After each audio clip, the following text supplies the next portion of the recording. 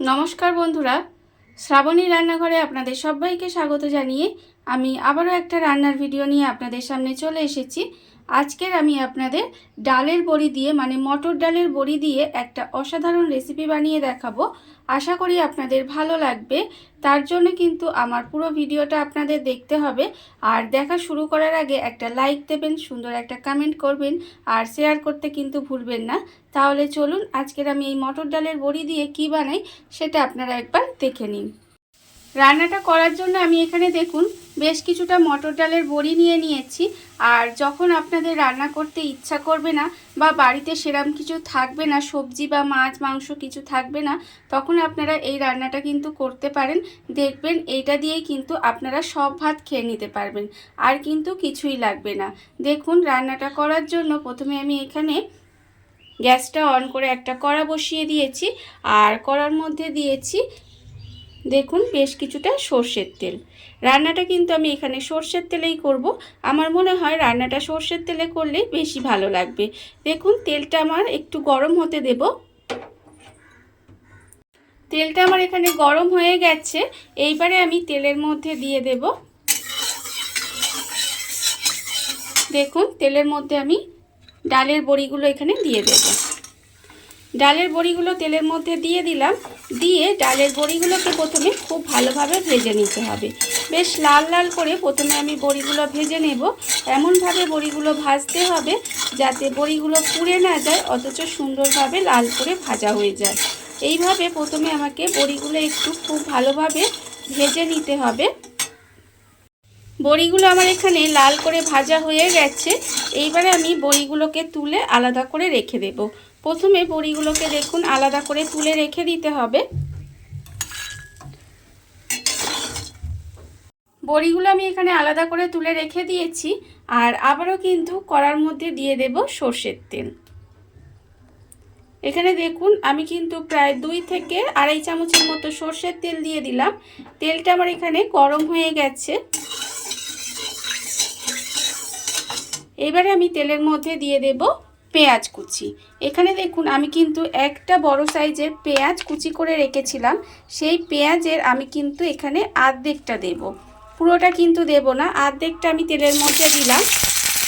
এবার আমি এর মধ্যে দিয়ে দেব রসুন দুটো। আমি দেখুন রসুনের কোয়া দুটো বড় আছে, তাই আমি এখানে 2 কোয়া রসুন দিলাম।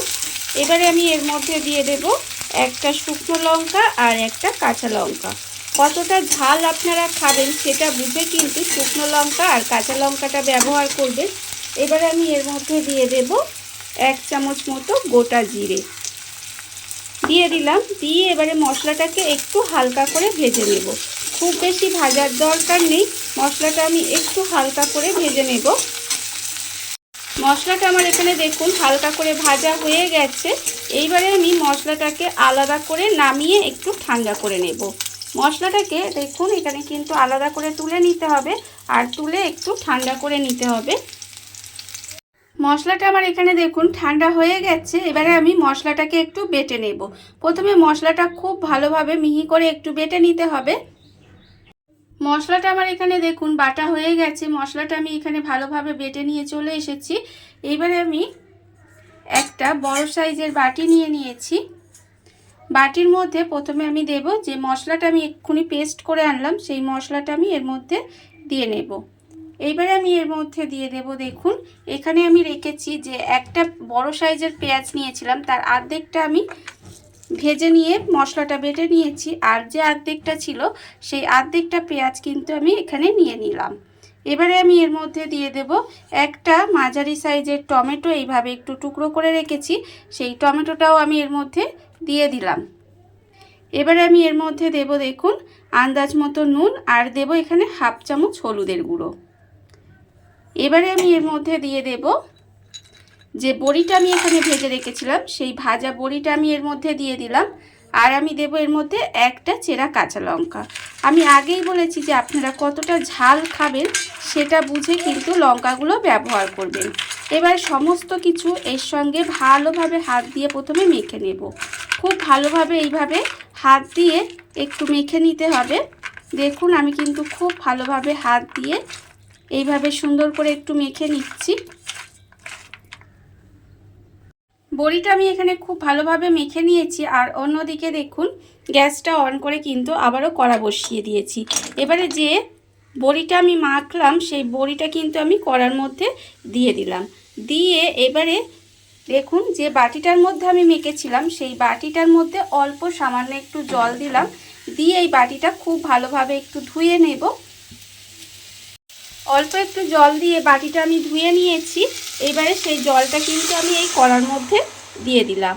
আর কিন্তু এখানে কোনো রকম জল দেব না, আমি এই বাটি ধোয়া জলটাই শুধু এর মধ্যে দিয়ে দিলাম। এবারে আমি এর মধ্যে দিয়ে দেব দেখুন প্রায় 2 চামচের মতো কাঁচা সর্ষের তেল। তেলটা আমি এখানে দিয়ে দিয়েছি। এইবারে আমি এটাকে খুব ভালোভাবে একটু মিশিয়ে নেব। এইভাবে মিশিয়ে নিয়ে গ্যাসটা লোতে দিয়ে এইভাবে একটু রান্না হতে দেব। দেখুন গ্যাসটা লোতে দিয়ে এইভাবে একটু রান্না হতে দিলে দেখবেন বড়িটা সুন্দরভাবে সেদ্ধ হয়ে যাবে আর একদম মাখা মাখা মতো হয়ে যাবে। এবারে আমি গ্যাসটা লোতে দিয়ে এইভাবে ঢাকা দিয়ে একটু রান্না হতে দেব। গ্যাসটা লোতে দিয়ে এইভাবে ঢাকা দিয়ে আমি দেখুন প্রায় 5 থেকে 7 মিনিট মতো একটু রান্না হতে দিয়েছিলাম। রান্নাটা কিন্তু আমার এখানে প্রায় হয়েই গেছে। এবারে নামানোর আগে এর মধ্যে আমি দিয়ে দেব একটা গন্ধরাজ লেবুর পাতা আমি কুচি করে রেখেছি, সেটা কিন্তু এর মধ্যে দিয়ে দিলাম। দিয়ে এবারে গ্যাসটা অফ করে দেব। গ্যাসটা অফ করে ঢাকা দিয়ে এইভাবে আমি কিছুক্ষণ রেখে দেব। মানে যতক্ষণ না আপনি পরিবেশন করবেন ততক্ষণ কিন্তু এইভাবে লেবু পাতাটা দিয়ে রেখে দিতে হবে। তারপরে আপনারা এটা গরম ভাত দিয়ে খেয়ে দেখবেন, খেতে কিন্তু অসম্ভব সুন্দর হয়। দেখুন রান্নাটা আমার এখানে রেডি হয়ে গেছে। দেখুন বন্ধুরা, বাড়িতে থাকা কত অল্প উপকরণে কত অল্প সময় কত সুন্দর একটা বড়ির রেসিপি তৈরি হয়ে গেছে, আপনারা দেখতেই পেলেন। আর এটা কিন্তু আমি আগেও বলেছি, এটা কিন্তু গরম ভাত দিয়ে খেতে অসম্ভব সুন্দর লাগে। আর এই রেসিপিটা থাকলে কিন্তু আর কিছুই লাগবে না। আপনারা একবার হলেও এটা বাড়িতে বানিয়ে দেখতে পারেন। আর এই ভিডিওটা যদি আপনাদের ভালো লেগে থাকে, আপনারা যদি ফেসবুক থেকে দেখে থাকেন পেজটি ফলো করে দেওয়ার অনুরোধ রইল। আর যদি ইউটিউব থেকে দেখে থাকেন চ্যানেলটি সাবস্ক্রাইব করে নেওয়ার অনুরোধ রইল। তাহলে চলুন ভিডিওটা আমি এখানেই শেষ করছি। আপনারা সবাই ভালো থাকবেন, সুস্থ থাকবেন। আবারও হাজির হব নতুন কোনো রান্না নিয়ে।